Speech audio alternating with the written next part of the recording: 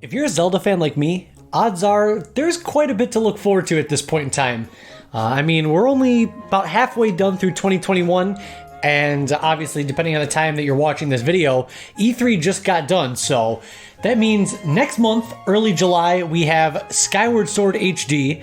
We have a new trailer for Breath of the Wild 2, which people, myself included, are painstakingly sifting through and trying to find every single detail and overanalyze. And pretty much the series and the franchise is one of Nintendo's biggest heavy hitters at the moment. So there's quite a lot to be excited about and look forward to for what is honestly the series' 35th anniversary. Now, however, bringing up the 35th anniversary of The Legend of Zelda is kind of a sensitive topic right now because we've just been talking about all the things that we have to look forward to, yet a lot of fans and a lot of people in general are kind of focusing on what we do not have. And to answer that pretty much is E3 came and went, and a lot of people were expecting a little bit more for The Legend of Zelda's 35th anniversary. Now, right before the end of the E3 press conference for Nintendo, Eiji Aonuma came out and he kind of did a run through of some of the things that we're going to be getting this year in relation to The Legend of Zelda. Opening up with the Hyrule Warriors Age of Calamity DLC pack. First pack was going to be coming out this month. Next pack will be coming out later in the year. He showed off a new trailer for Skyward Sword HD, and he showed off the Legend of Zelda Game & Watch. Now, as cool as all these things were, especially the Legend of Zelda Game & Watch, including, the original Zelda 2, Link's Awakening, and then the other modified Game & Watch game, Vermin, he did say something interesting, and a lot of YouTubers and content creators have brought this up already, but just to clarify, what he said during this kind of got glossed over a lot in the moment, and it was kind of like an aftershock. Like, everybody was so hyped up by everything that was being said and talked about at E3 that when he said this, a lot of people didn't really linger on exactly what it meant. And that is, Eiji Aonuma said, according to him, in his own words, that they being Nintendo, don't really have anything else planned for Zelda's 35th anniversary in relation to software, in relation to games or a collection or something like that. In fact, the Game & Watch kind of functions as a Zelda collection, and probably the only one that we're going to be getting. As he said, no other titles are in development to celebrate the 35th anniversary. And like I said, a lot of fans and a lot of people are very upset by this. I mean, I am too, but a little bit more about that later on as to why I don't think people should worry as much as they are, or maybe the backlash shouldn't be quite as big as it is. But yeah, the most obvious one being a lot of people were expecting ports of Twilight Princess and Wind Waker, the Wii U HD ports of both The Legend of Zelda Twilight Princess and The Legend of Zelda Wind Waker, because they seemed like a no-brainer. I mean, they were some of the easiest ports to do, especially when you compare it to all of the overhaul that they had to do with the controls and everything for Skyward Sword. It is a little weird that the most obvious ones would not have made their way to the Switch, with almost every other save for a few main big Wii U exclusives having found their way to the Switch, like Bayonetta and Mirage Sessions and Wonderful 101 and all that other stuff. It's kind of a glaring hole that we haven't gotten any of the Wii U exclusive Zelda games. I mean, even Hyrule Warriors, which was on the Wii U and 3DS, made its way to Switch in the form of a definitive version. So a lot of people were expecting a bundle or a collection or a release of those to celebrate the 35th anniversary. Some people were even, hoping for more beyond that, like Ocarina of Time, the Grezzo 3DS remake ports of Ocarina of Time, Majora's Mask, stuff like that. And I mean, honestly, I never thought that was very, probable. I think that's way too much Zelda, but that kind of brings to mind the greater issue at hand with this, and that is too much Zelda. And I know as Zelda fans, a lot of people watch this like, what do you mean, Zach? There's no such thing as too much Zelda. People will buy it. That's just more money. Nintendo's just saying goodbye to extra money because people would buy it anyways. They would buy more games instead of just one.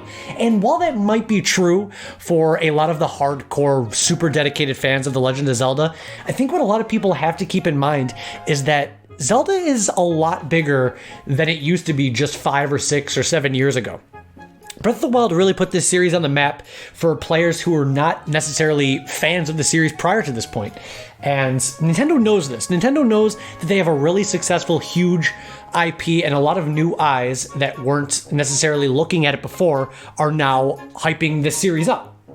So I think Nintendo's kind of motto of having one Zelda-related title per year, whether it's a spin-off, a remake, a new installment, is good. And the fact that we're getting Skyward Sword HD, I think, is going to fulfill Nintendo's quota of a new Zelda, title.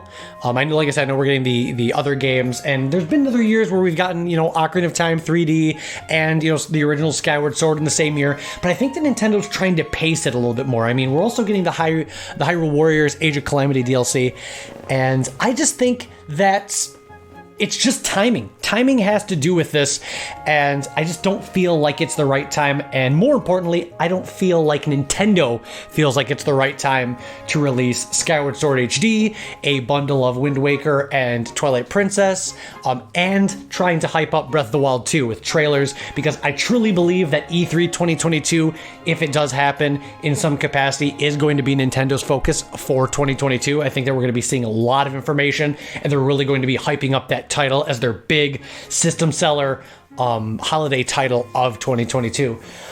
But yeah, I think that it's not a topic of whether or not it's too hard to do or too not cost effective enough to do, because honestly, I think we all understand that Wind Waker, Twilight Princess is easy money for Nintendo. At any moment in time, they could drop those two titles separately as a bundle and they will sell. They know this.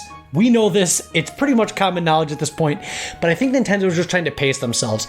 And as much as I love The Legend of Zelda, and as much as I appreciate and love celebrating the 35th anniversary, it's a big milestone anniversary year, I don't necessarily think that it's as important as people think when it comes to which games are released. Because it's just, it's just a year at the end of the day. Mario's 35th anniversary, they had a bunch of games come out this year. Bowser's Fury and a couple of the Mario-related things all came out this year. It's just, at the end of the day, it's more show than it is actual meat and substance. They can release these games at any time. I mean, it's not even impossible that we could get a launch of these games early next year, February, March, April, when there's a little bit more of an empty slot, a little bit more breathing room after some of Nintendo's big heavy hitter holiday titles come along. So when people hear Eiji Aonuma say that there was no additional plans for games to celebrate the anniversary, I wouldn't really necessarily feel too much doom and gloom. I understand the disappointment that a lot of people are feeling. Trust me, I'm disappointed too. I would love to play those games, especially if they dropped like in the fall, October, November. I would totally pick them up. But when it comes to 2021, Nintendo's fall lineup is stacked. I mean, you have WarioWare and Metroid Dread and Mario Party and the Pokemon remakes, and there's just so much stuff. Third party, first party, there's a lot of titles, and I don't really feel like Nintendo needs anything else, and I feel like they don't think that either. So they probably have Wind Waker, Twilight Princess ready to go, ready to port, ready to ship out, but they're just kind of waiting for a little bit of lull where they don't have any software to hype up or games to release, and I think that is when we're going to get those games. For me, I know Nintendo's very unpredictable, but it's honestly a matter of when and not if. I can almost guarantee you Wind Waker and Twilight Princess will be on the Switch in some capacity. It just seems like we're going to have to wait a little bit more. So while it is a little bit disheartening to hear that Nintendo does not have many huge plans for Zelda's 35th anniversary the same way they did for Mario's 35th, I think that's okay, because even if there isn't a mountain full of games to play, I think that we're going to be seeing a lot from The Legend of Zelda as a franchise in the coming years. I mean, this year, next year, 2023, and beyond. I think that we as Zelda fans are going to get a lot of stuff, and whether it falls on the anniversary or not, I don't think it's really going to matter in the long run, because we're going to have a lot of stuff to play. Looks like they're going to be continuing to support Age of Calamity. Breath of the Wild 2 news, I think, is going to be a huge focus for next year. And honestly, if it is, if it does end up being a holiday title, Breath of the Wild 2 for 2022, I think a summer drop, a June, July drop of Wind Waker, Twilight Princess, once the dust has settled on Skyward Sword, it will have been a year after Skyward Sword. I think that will hype people up. The collection will drop and get everybody ready for Breath of the Wild 2 and any other future games beyond.